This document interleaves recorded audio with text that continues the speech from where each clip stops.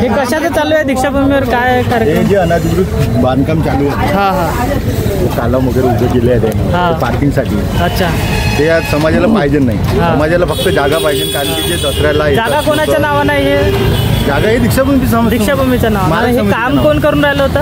हे समितीचेच लोक करत आहे. हां, पण कसं आहे, समाजाला ते मंजूर नाही. अच्छा, समितीचे लोक मनवादी प्रकृतीनं ते काम करून राहिले. अच्छा, ते आम्हाला मनवादी बांधकाम समाजाच्या मान्यतेला मान्यता बिलकुल नाही आहे. आणि समाजाला हे बांधकाम पाहिजे पण नाही. समितीचे लोक पण नाही पाहिजे. अच्छा, समितीचे लोक समाज केले पाहिजे. समाजाची मागणी आहे.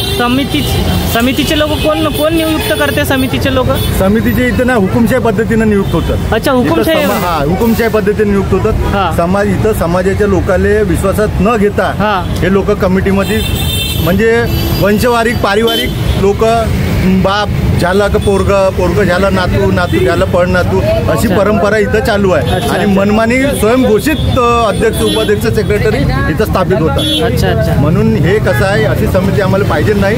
समिती अशी पाहिजे त्याच्यावर सरकारचे पण नियंत्रण राहिलं पाहिजे, समाजाचे पण नियंत्रण राहिलं पाहिजे. त्याच्यात दोन लोकांच्या जे समाजात कमिटीवर जर नियंत्रण राहील ना, तेव्हाच आमच्या दीक्षाभूमीचे कामं होतील. आणि आपलं नाव काय म्हटलं सर? माझे नाव रमण सोनबिंबळे.